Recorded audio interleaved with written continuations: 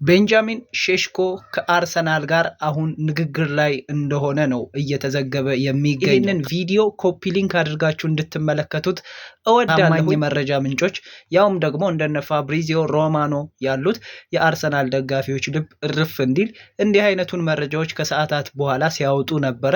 ታዲያ እኔም ፋብሪዚዮ ሮማኖን ለማየት ሞክሬ ነበር የሰጠውን መረጃ። አሁን ላይ ወሬዎች ሁሉ እንግዲህ እየተወሩ የነበረው አርሰናል እውነት አጥቂ ያስፈርማል ወይ የሚለው ነበር። የበለጠ ደግሞ በደጋፊዎች ዘንድ እንዲሁ ስጋት ያዘለ መልእክቶች በማህበራዊ ሚዲያው ላይ ሲተላለፍ ነበረ። ግን ደግሞ አሁን ፋብሪዚዮ ሮማኖ እያለው እንዳለ ከሆነ አርሰናል አሁን ንግግር ላይ እንዳለ ነው እና የተሻለ አጥቂን ለማስፈረም አሁን አንድ እርምጃ እንደተራመደ፣ ነገር ግን ደግሞ ምንም ያህል እንኳን ንግግሮች ቢደረጉም ግን ስምምነቶች ላይ አልተደረሱም። ግን ደግሞ መድረሳቸው አይቀርም። ምክንያቱም ፖዚቲቭ የሆነ ዌይ ላይ እንደሆነ ጭምር እያነሳ ነው የሚገኘው። አሁን ሁሉም ፓርቲዎች ኢንቮልቭ ባረጉበት መልኩ እየተነጋገሩ ነው የሚገኙት። የአርቴታ የመጀመሪያ ምርጫም እንዲሁ የታወቀ መስሏል። ከቪክተር ዮኬሬሽ ይልቅ የቤንጃሚን ሼሽኮ መፈረም የበለጠ ልንጠብቀው የሚገባ ጉዳይ ሆኗል ማለት ነው። የአንድሪያ ቤርታ ስራን ግን እየተመለከታችሁት ነው።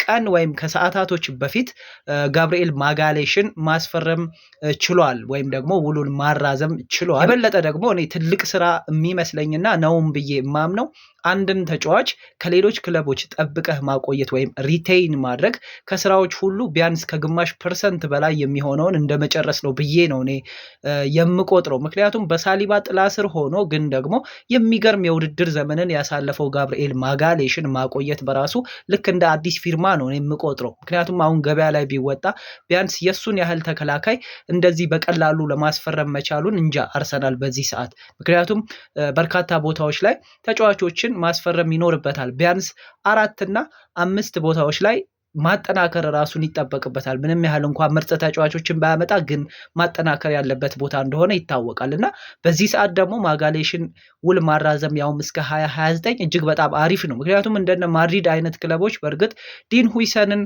ያስፈርሙ እንጂ ግን ደግሞ አይታወቅም ምን ሊፈጥሩ እንደሚችሉ። የሳውዲ ክለቦች ደግሞ በገንዘብ ረገድ ምን አይነት ስራዎችን እንደሚሰሩ አይታወቅም። ምክንያቱም ማጋሌሽ በእነሱም ሲፈለግ ስለነበር ማለት ነው። አንድሪያ ቤርታ ይሄንን መስራቱ የአርሰናል ደጋፊዎች እንደ ትልቅ ስራ ሊቆጥሩለት ይገባል።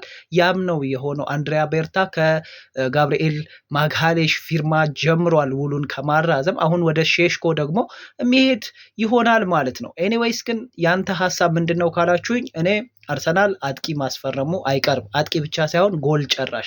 ያም ማን ነው ካላችሁኝ የመጀመሪያ ምርጫው የሚሆነው በእርግጠኝነት እኔ የዚህ ልጅ ፊርማ የሚሆን ይመስለኛል። ምክንያቱም አሁን ላይ አብዛኞቹ የመረጃ ምንጮች የሚያመላክቱት ነገር የማይሆን አይነት ዝውውር ነው የሚለውን ሳይሆን የሚሆን አይነት ዝውውር ይመስላል የሚወጡት መረጃዎች ሁሉ ማለት። ከዛ ባለፈ እንዲሁ የመስመር አጥቂ ነው በማርቲኔሊ ቦታ በተለይ ትናንትና በስፔን ብሔራዊ ቡድን ውስጥ ከላሚን ያማል ጋር ሲጫወት ያያችሁት ኒኮ ዊሊያምስ ለምን እንደተፈለገ በደንብ አሳይቶናል አይደል? ትናንትና በስፔን እና በፈረንሳይ ጨዋታ ላይ እንግዲህ የኒኮ ዊሊያምስን ጉዳይ አብረን የምንመለከተው ይሆናል ከምን እንደሚደርስ። ግን ደግሞ ሮድሪጎ ዛሬ የበለጠ ስሙ ሲነሳ ነበረ ከአርሰናል ጋር።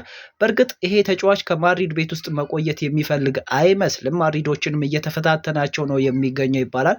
አርሰናልም ግን አሁን ታማኝ የሚባሉ መረጃዎች ያውም ራሱ ፋብሪዚዮ ሮማኖ ደግሞ እንዲሁ እንደጻፈው ከሆነ አሁን ላይ የሚለቅ ከሆነ የመጀመሪያ ክለብ ሆኖ ሊመጣ የሚችለው አርሰናል ነው በሮድሪጎ ጉዳይም ሲል ነው መረጃዎችን የሚያጋራው። ለማንኛውም ግን ቢያንስ መጠበቅ ያለብን በዚህ ሰዓት ላይ የቤንጃሚን ሼሽኮን ምናልባት የሮድሪጎን ሊሆን የሚችል ዝውውር ስለሆነ፣ ከዛ ባለፈ የማርቲን ዙቢሜንዲን ጉዳይ ግን የበለጠ የተጠናቀቀና ያለቀ ዝውውር ስለሆነ ያን ያህል ባንጠብቀውም መሆኑ የሚቀር አይነት ዝውውር አይደለም። ልጁ ኦልሬዲ የአርሰናል ንብረት ነው ብለን ማለት እንችላለን። በእርግጥ ተጫዋችን ፊርማውን እስከሚያኖር ድረስ ማመን ባይቻልም ማለት ነው። ግን ማርቲን ዙቢሜንዲ የአርሰናል መሆኑ የሚቀር ስለማይሆን ማለት ነው።